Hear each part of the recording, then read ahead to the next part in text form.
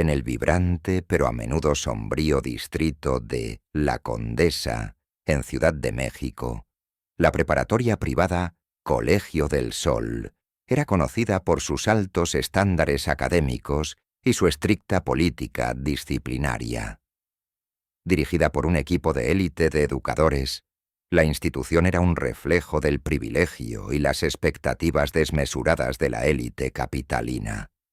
Sin embargo, detrás de su fachada impecable, se gestaba una historia oscura que marcaría a la comunidad para siempre. El profesor titular de literatura, Hernán Beltrán, era una figura ampliamente admirada y, al mismo tiempo, objeto de susurros en los pasillos. De mediana edad, con cabello salpicado de canas y una mirada penetrante, Beltrán había llegado al colegio hacía 5 años, trayendo consigo una reputación brillante y un aura enigmática. Su estilo de enseñanza era peculiar, pero efectivo. Organizaba debates intensos, recitaba poesía con pasión y animaba a sus alumnos a explorar su creatividad. Sin embargo, su obsesiva dedicación al aula y su trato cercano con ciertos estudiantes despertaban suspicacias. En el último ciclo escolar, Beltrán había mostrado un particular interés por 2 alumnas de último año, Valeria y Natalia Torres, gemelas idénticas e inseparables. Valeria era extrovertida, de espíritu libre y con una inclinación hacia las artes. Natalia, por otro lado, era introspectiva, analítica y destacaba en matemáticas. Ambas compartían un vínculo profundo, pero sus personalidades opuestas las hacían únicas. Para Beltrán, eran una combinación intrigante de talentos y secretos. Al principio, su relación parecía normal.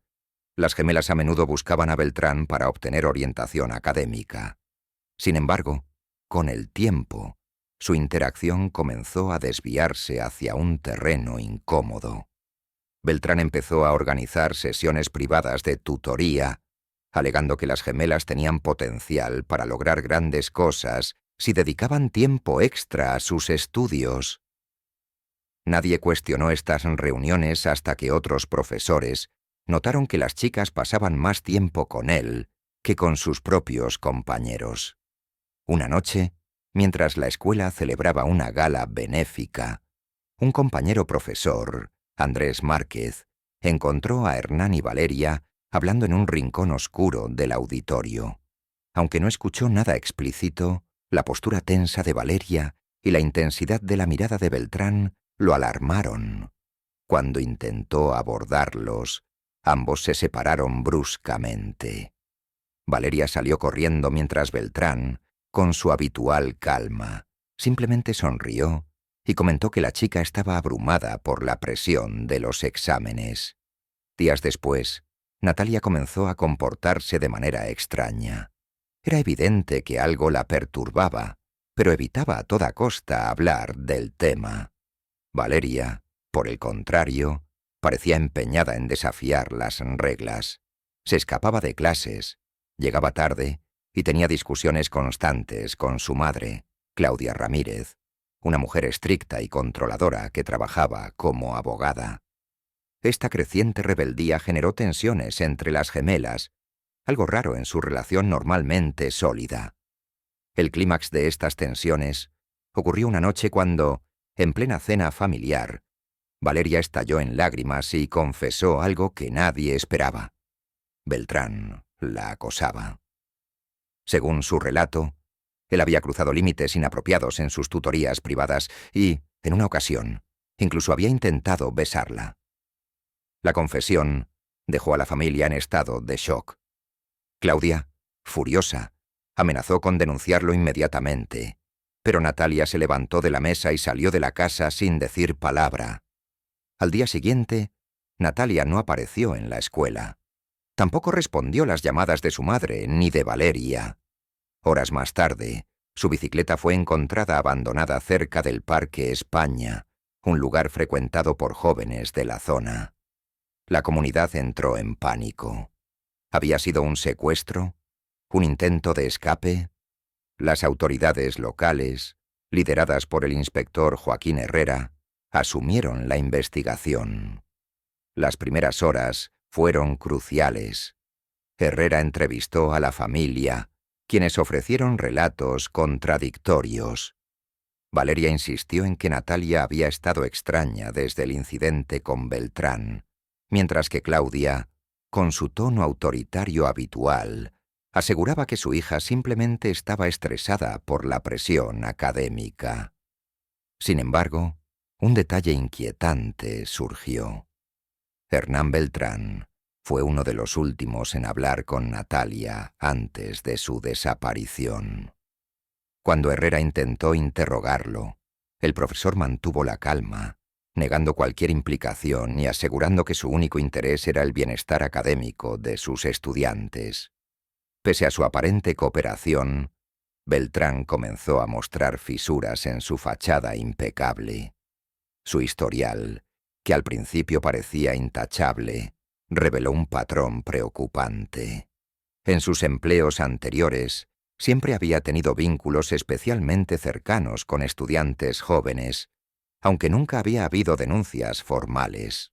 Los rumores empezaron a circular rápidamente entre los padres y alumnos del colegio, quienes exigieron respuestas inmediatas.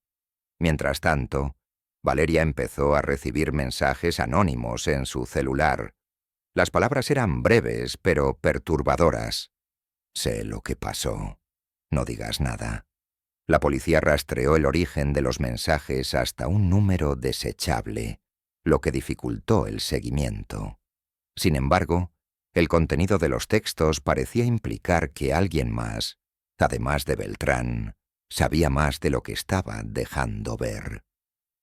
La comunidad escolar se sumió en el caos.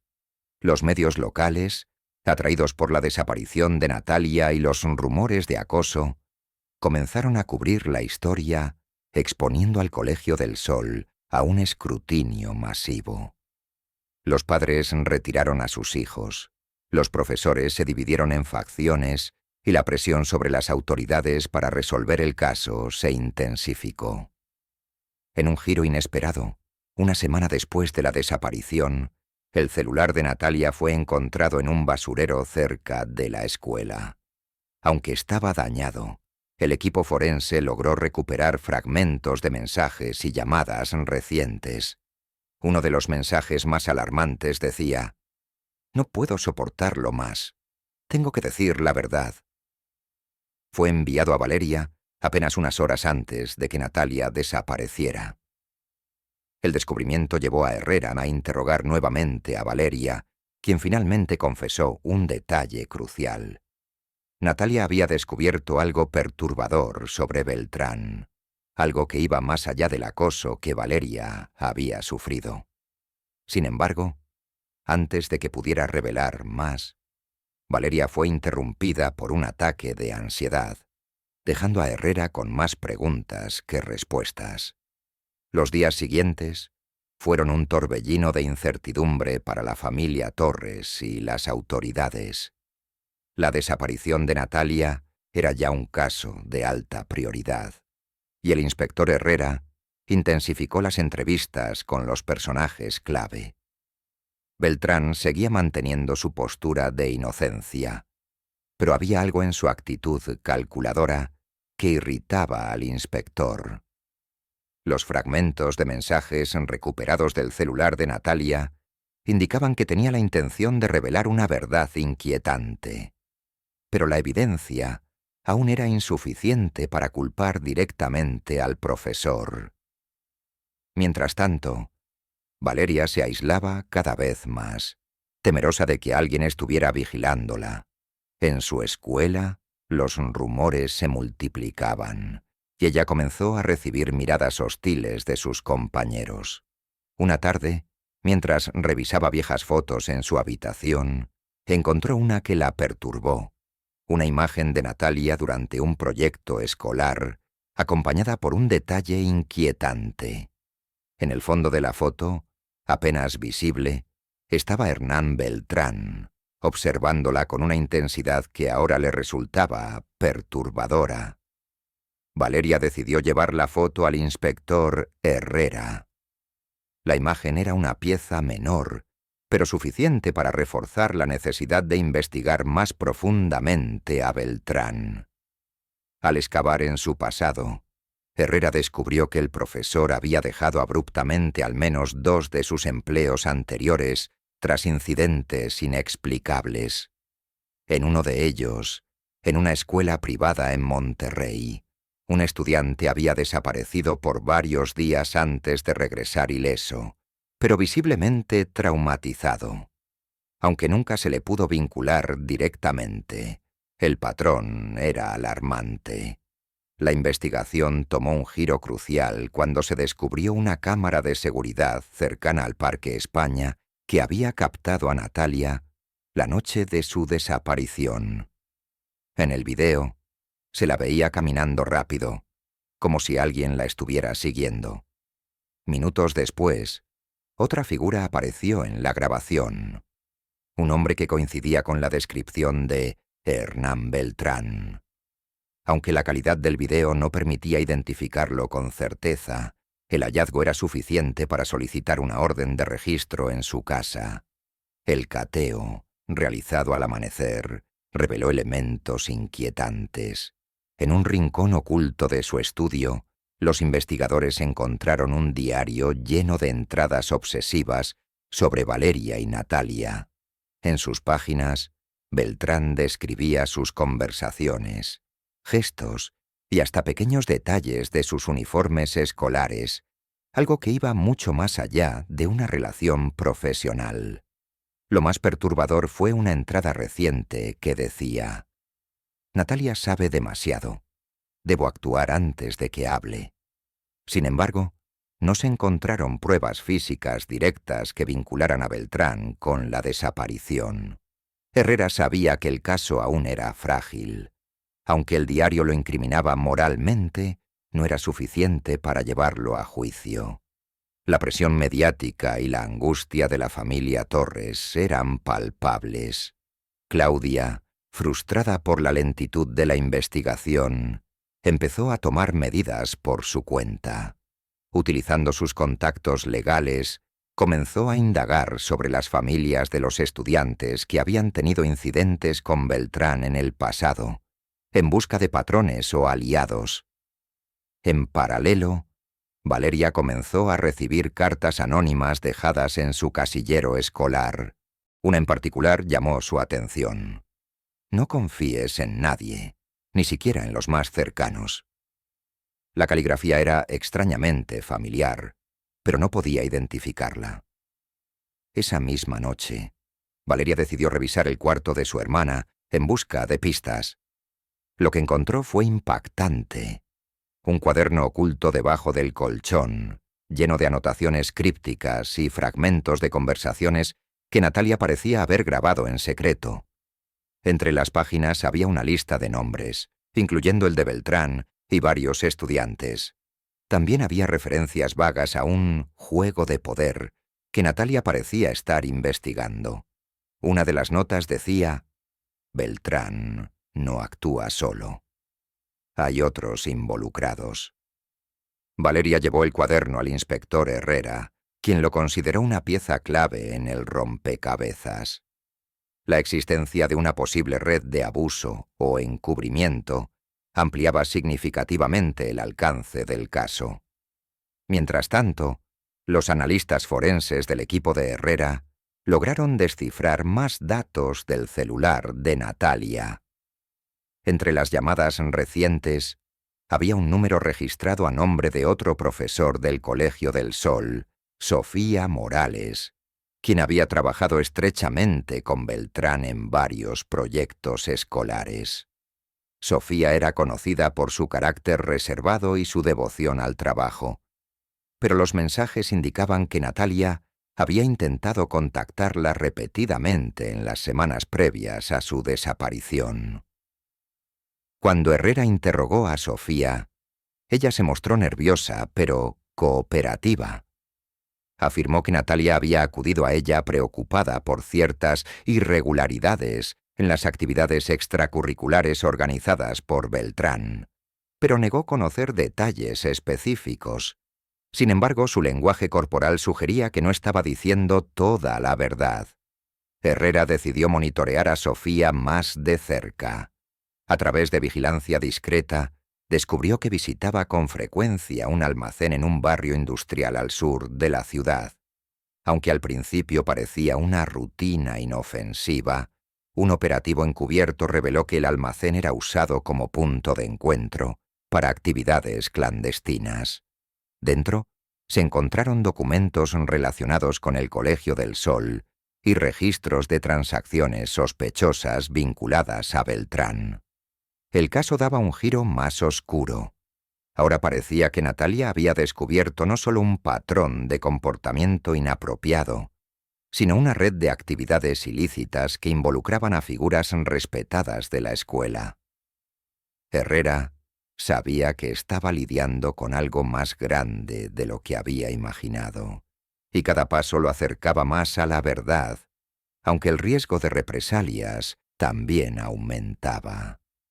La revelación del almacén llevó a Herrera y a su equipo a una investigación más profunda. Los documentos encontrados incluían listas de nombres, registros financieros y, lo más inquietante, fotografías de estudiantes, incluidas Valeria y Natalia. Algunas de estas imágenes estaban marcadas con anotaciones extrañas, como potencial o riesgo. Esto confirmaba que las actividades de Beltrán no eran aisladas y que existía una red que operaba bajo la fachada del Colegio del Sol. Sofía Morales fue llevada nuevamente a interrogatorio. Esta vez, con la evidencia acumulada, se quebró. Entre sollozos, confesó que había trabajado bajo presión de Beltrán, quien la había manipulado y amenazado con revelar secretos personales. Según su relato, Beltrán lideraba una red que explotaba la vulnerabilidad de ciertos estudiantes para fines oscuros, aunque Sofía insistió en que su participación era limitada y que había intentado proteger a Natalia cuando descubrió lo que ocurría. Sin embargo, Sofía también aportó un detalle crucial. Mencionó que Natalia había logrado grabar una conversación comprometedora entre Beltrán y otro miembro de la red. La grabación estaba almacenada en una memoria USB que Natalia planeaba entregar a las autoridades, pero no pudo hacerlo antes de desaparecer. Sofía creía que la memoria todavía estaba en el cuarto de Natalia o en algún lugar donde ella pudiera ocultarla. Valeria, informada por Herrera, buscó desesperadamente en el cuarto de su hermana y en otros lugares significativos para ambas, como su escondite favorito en el Parque España. Tras horas de búsqueda, finalmente encontró la memoria USB oculta dentro de un libro que compartían desde niñas. La entregó a la policía de inmediato, esperando que fuera la pieza clave para resolver el misterio. Los analistas de la policía descubrieron que la memoria contenía un archivo de audio. En la grabación se escuchaban claramente las voces de Beltrán y un hombre no identificado discutiendo sobre controlar el problema y neutralizar a la chica antes de que hable. La evidencia era devastadora y reforzaba la teoría de que Natalia había sido eliminada por lo que sabía. Sin embargo, la identidad del otro hombre seguía siendo un misterio. El siguiente paso fue enfrentar a Beltrán con la grabación. Aunque inicialmente negó todo, su actitud cambió drásticamente cuando se reprodujo el audio frente a él. Perdió la compostura, pero se negó a cooperar, manteniendo su silencio bajo el consejo de su abogado. Herrera estaba seguro de que había alguien más protegiéndolo desde las sombras, alguien con suficiente poder para mantener la red operativa. En paralelo, nuevas pistas llevaron a la ubicación del cuerpo de Natalia. Una llamada anónima informó sobre una cisterna abandonada en las afueras de la ciudad. La búsqueda fue rápida y efectiva. Allí encontraron los restos de Natalia, confirmando las peores sospechas. El cuerpo mostraba signos de lucha, pero también de un intento deliberado por ocultar cualquier evidencia forense. Aún así, El análisis meticuloso reveló rastros de ADN que coincidían con Hernán Beltrán, lo que lo conectaba directamente con el crimen. La noticia conmocionó a la comunidad. Mientras los medios difundían los macabros detalles, Valeria y su madre se enfrentaban a un dolor inimaginable. Herrera, por su parte, sabía que había desmantelado solo una parte de la red. Sofía Morales proporcionó información adicional sobre otros posibles implicados, incluyendo un administrador del colegio, Samuel Rocha, quien era responsable de autorizar ciertas actividades sospechosas. Rocha fue arrestado, pero negó su participación, alegando que solo seguía órdenes y que no sabía nada sobre el destino de Natalia. Sin embargo, una búsqueda en su casa reveló pruebas incriminatorias. Correos electrónicos codificados que mostraban que estaba al tanto de las operaciones de la red. Esto llevó a un tercer arresto y la conexión final con los responsables. Durante el juicio, Beltrán trató de justificarse, alegando que sus acciones eran resultado de una obsesión descontrolada. Sin embargo, los fiscales presentaron un caso sólido basado en el diario, las grabaciones y las pruebas de ADN. También se reveló que, aunque Beltrán había orquestado el asesinato de Natalia, lo había hecho bajo presión de figuras más poderosas dentro de la red. El juicio de Hernán Beltrán y los demás implicados fue uno de los más seguidos en la historia reciente de Ciudad de México.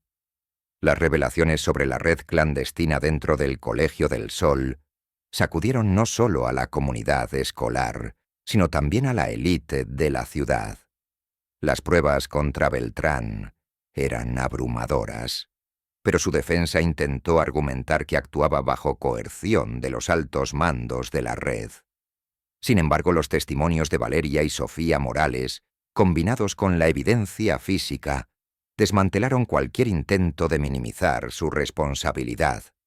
En el tribunal, Valeria mostró una fortaleza increíble al relatar cómo su hermana Natalia había intentado desentrañar los oscuros secretos de Beltrán y sus cómplices. Su testimonio fue acompañado por la reproducción de la grabación clave y las pruebas de ADN recuperadas del cuerpo de Natalia, lo que selló el destino del acusado principal. El momento más dramático del juicio ocurrió cuando Beltrán, en un intento desesperado por mitigar su sentencia, ofreció nombres de otros involucrados en la red, incluyendo figuras destacadas de la política y los negocios locales. Esto generó un escándalo que extendió las investigaciones más allá del ámbito educativo, pero también puso en peligro a las personas involucradas en la denuncia, incluyendo a Valeria y a su madre, Claudia. El juez, considerando la magnitud de los crímenes, condenó a Hernán Beltrán a cadena perpetua sin posibilidad de libertad condicional. Sofía Morales, quien había cooperado con la investigación y mostrado arrepentimiento genuino, recibió una condena reducida de 10 años por complicidad. Samuel Rocha y otros miembros menores de la red fueron sentenciados a penas que oscilaron entre 15 y 25 años. A pesar de la sentencia, la familia Torres nunca encontró verdadero consuelo. Valeria, marcada por la pérdida de su hermana y el trauma de lo ocurrido, se convirtió en una activista contra los abusos en instituciones educativas. Su trabajo ayudó a destapar casos similares en otras escuelas y a implementar protocolos más estrictos para proteger a los estudiantes. El Colegio del Sol cerró sus puertas tras el escándalo, incapaz de recuperar su reputación. La comunidad escolar quedó dividida, con algunos defendiendo la falta de conocimiento del resto del personal y otros exigiendo justicia para las familias afectadas. Años después, en un evento conmemorativo para Natalia, Valeria habló frente a una multitud. Mi hermana no fue solo una víctima, fue una heroína que intentó detener un sistema corrupto. Su valentía nos mostró que, Aunque el precio de la verdad puede ser alto, vale la pena luchar por ella. El caso dejó una marca indeleble en la historia de la ciudad, recordando a todos que incluso en los lugares más prestigiosos y aparentemente seguros, pueden ocultarse los horrores más inimaginables. Pero también demostró que la justicia, aunque tardía y dolorosa, puede prevalecer.